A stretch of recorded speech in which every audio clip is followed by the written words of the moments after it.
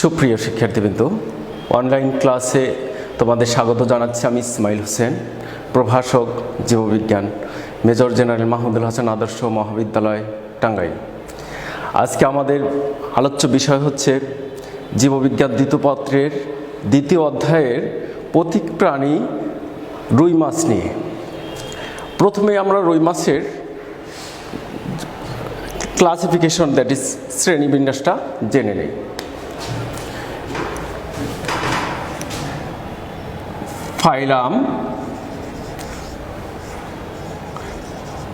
ফাইলাম হচ্ছে করডাটা,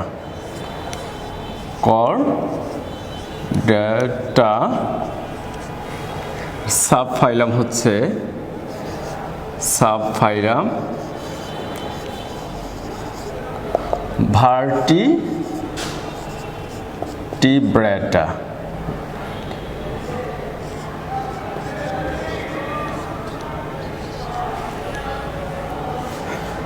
তারপর হচ্ছে ক্লাস হচ্ছে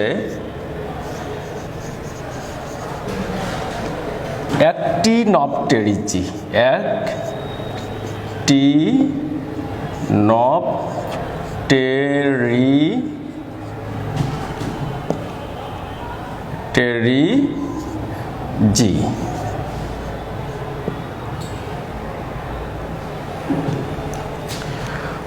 তারপরে আসো অর্ডার হচ্ছে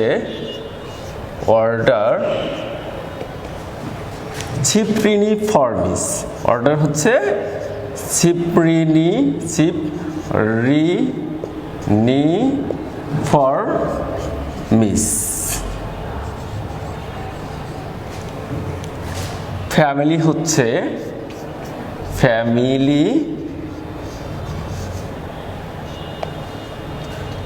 সিপ্রিনিডি। ফ্যামিলি হচ্ছে সিপ্রিনিডি।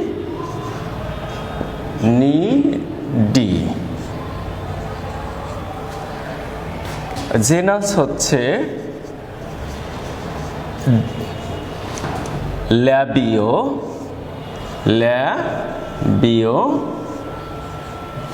স্পেসিস হচ্ছে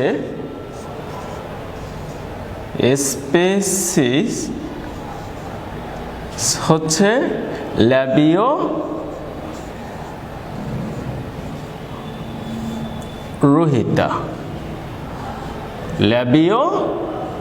রোহিতা।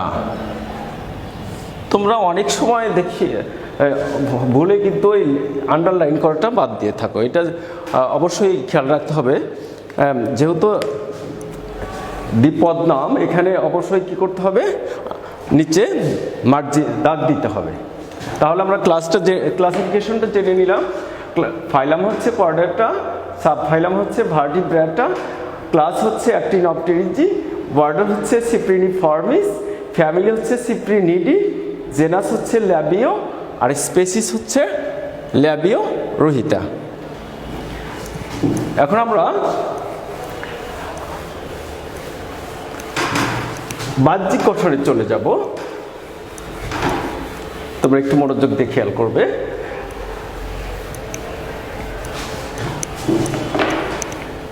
আমরা যদি বাহ্যিক গঠনটা খেয়াল করে দেখব,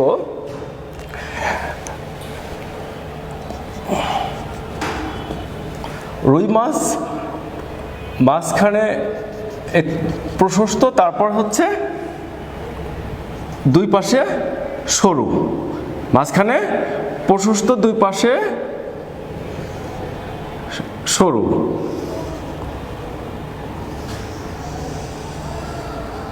একটু খেয়াল করো, তোমরা অনেকটা মাকু আকৃতি, তোমরা হয়তো মাকু দেখেছো।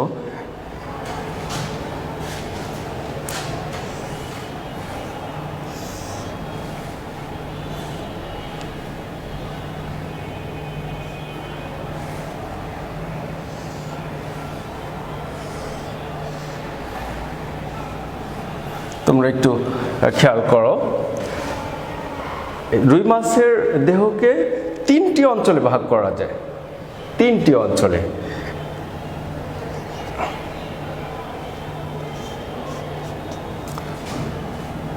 তার প্রথম অংশ হচ্ছে মাথা। মাথাটা হচ্ছে এই কানকো পর্যন্ত, মুখছিদ্র, মুখ থেকে কানকো পর্যন্ত যে অঞ্চল সেটা হচ্ছে মাথা। তাহলে আমরা মাথা অঞ্চলে কি আছে? মুখ আছে, মুখ, নাসা রন্ধ্র আছে, নাসা রন্ধ্র, তারপরে আছে চোখ, তারপরে আছে কানকো, সরি একটু খেয়াল করো। তাহলে মাথায় কি কি আছে? মুখ আছে, নাসারন্ধ্র আছে, দুইটা নাসারন্ধ্র দুই পাশে, নাসারন্ধ্র আছে, মুখ আছে, চোখ আছে আর কানকো আছে। তারপরে আসো এই কানকো পর্যন্ত, এই তাহলে এখান থেকে এই পর্যন্ত হচ্ছে মাথা। তারপরে চলে আসো, একটু খেয়াল করো,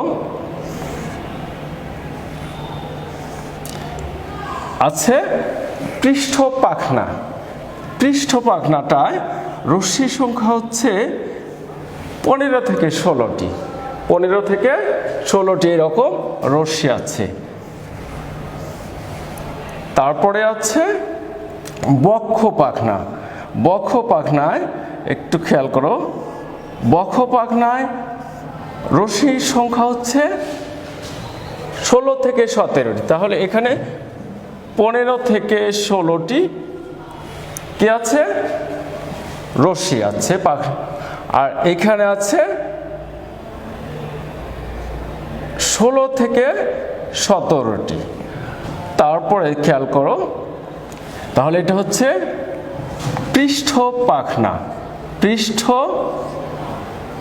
পাখনা, এটা হচ্ছে বক্ষ পাখনা,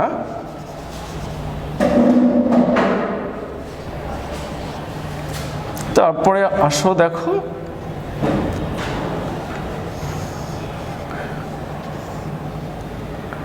তারপরে খেয়াল করো, এটা হচ্ছে শ্রোণী পাখনা। এটা হচ্ছে শ্রোণী পাখনা। শ্রোণী পাখনায় পাখনা রশ্মির সংখ্যা হচ্ছে, রশ্মির সংখ্যা হচ্ছে 9টি। কয়টি? 9টি। তারপরে আসো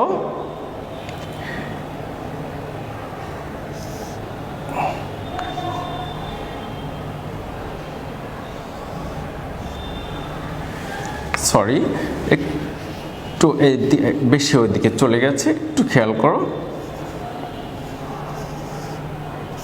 এটা হচ্ছে পায়ু পাখনা। এটা হচ্ছে পায়ু পাখনা। পায়ু পাখনায় রশ্মির সংখ্যা হচ্ছে 7টি। তাহলে নেক্সটে আসো, তাহলে আমরা আর এই পায়ু পাখনা এবং শ্রোণী পাখনার দুই পাখনার মাঝখানে 3টা ছিদ্র আছে। প্রথম ছিদ্রটা হচ্ছে পায়ু ছিদ্র এবং সেটা অঙ্কীয় অঞ্চলে মধ্য একদম মিডল প্লেসে পায়ু ছিদ্র। তারপরে আছে জনন ছিদ্র, জনন ছিদ্র। তারপরে আছে রেচন ছিদ্র, রেচন ছিদ্র। এরপরে আসো পুচ্ছ পাখনা। পুচ্ছ পাখনায় রশ্মির সংখ্যা হচ্ছে 19টি। পুচ্ছ পাখনায় রশ্মির সংখ্যা হচ্ছে 19টি। আর রুই মাছের দেহ মস্তক বাদে সম্পূর্ণ দেহ মস্তক এবং তোমার পাখনা, এই বিভিন্ন ধরনের যে পাখনাগুলো আছে এগুলো বাদে সাইক্লয়েড আইসে আবৃত। সাইক্লয়েড কোন ধরনের তোমরা একটু বলতে পারো কি? সাইক্লয়েড আইসে আবৃত। তোমরা বুঝিয়ে নিও বাকি অংশ। তাহলে আমরা একটু খেয়াল করি, রুই মাছের দেহকে তিনটি অঞ্চলে বিভক্ত করতে পারি। একটা হচ্ছে মাথা, আরেকটা অংশ হচ্ছে দেহকাণ্ড, তারপরে অংশ হচ্ছে লেজ। দেহকাণ্ডটা হচ্ছে কানকো থেকে শুরু করে, এখান থেকে শুরু করে পায়ু যে ছিদ্রটা আছে এই ছিদ্র পর্যন্ত হচ্ছে দেহকাণ্ড। তাহলে কানকো থেকে শুরু করে পায়ু ছিদ্র পর্যন্ত হচ্ছে দেহকাণ্ড। তারপরে অংশ হচ্ছে, তাহলে এখান থেকে শুরু করে এই অংশটা হচ্ছে লেজ, একদম শেষ প্রান্ত পর্যন্ত। তাহলে আমরা তিনটা অঞ্চলে যে বিভক্ত করতে পারলাম সেই অংশগুলোর নাম আমরা পৃথকভাবে একটু লিখে নেই। প্রথম হচ্ছে মাথা, দুই হচ্ছে দেহকাণ্ড, তিন হচ্ছে লেজ। এই গেল রুই মাছের বাহ্যিক গঠন যে তিনটি অঞ্চলে বিভক্ত করা যায় সেটা। এখন আমরা একটু খেয়াল করব কি কি পাখনা পাওয়া যায় সেটা নিয়ে একটু। তাহলে রুই মাছের 5 ধরনের পাখনা দেখতে পাওয়া যায়। এর মধ্যে দুইটি আছে জোড়া পাখনা, আর তিনটি হচ্ছে অযুগ্ম, দ্যাট ইজ যুগ্ম এবং অযুগ্ম। তাহলে প্রথমে যদি আমরা খেয়াল করি কি কি পাখনা আছে। বক্ষ পাখনা আছে, বক্ষ পাখনা। 2 হচ্ছে শ্রোণী পাখনা।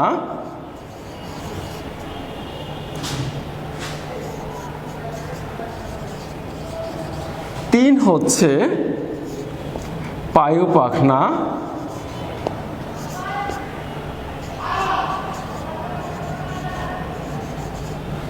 4 হচ্ছে পৃষ্ঠ পাখনা।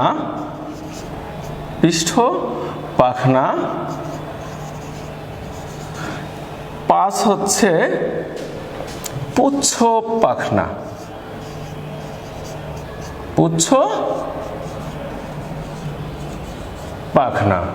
এর মধ্যে বক্ষ পাখনা হচ্ছে 1 জোড়া,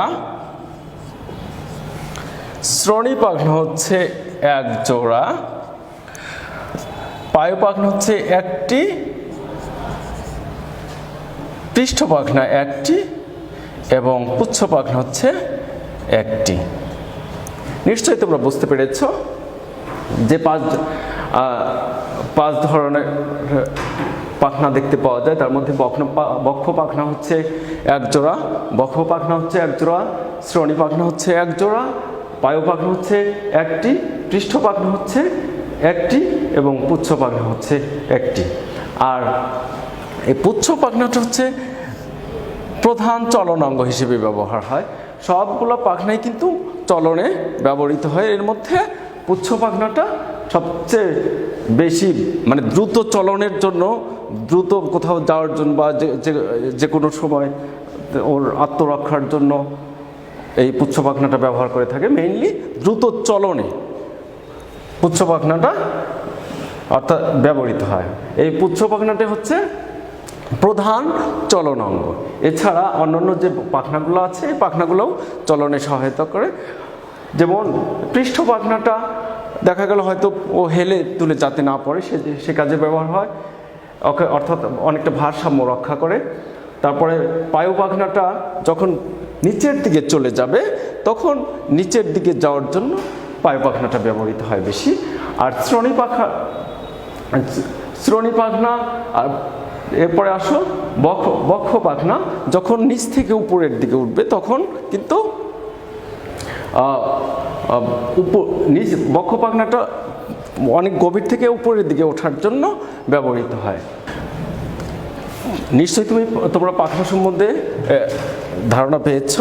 এখন তোমরা একটু খেয়াল করো, আমরা আজকে যে আলোচনা করলাম আলোচ্য বিষয়টি ছিল রুই মাছের বাহ্যিক গঠন। রুই মাছের বাহ্যিক গঠনে দেখতে পেলাম আমরা তিনটি অঞ্চলে বিভক্ত। একটা হচ্ছে মাথা, 2 হচ্ছে দেহকাণ্ড, 3 হচ্ছে লেজ। আর যে আমরা 5 ধরনের পাখনা দেখতে পেলাম, এক হচ্ছে পৃষ্ঠ পাখনা, 2 হচ্ছে বক্ষ পাখনা, 3 হচ্ছে শ্রোণী পাখনা, 4 হচ্ছে পায়ু পাখনা, 5 হচ্ছে পুচ্ছ পাখনা। তো ঠিক আছে শিক্ষার্থীবৃন্দরা, তোমরা ভালোভাবে অধ্যয়ন করো, নিজের শরীরের প্রতি খেয়াল রেখো, স্বাস্থ্যবিধি মেনে চলো। আল্লাহ হাফিজ।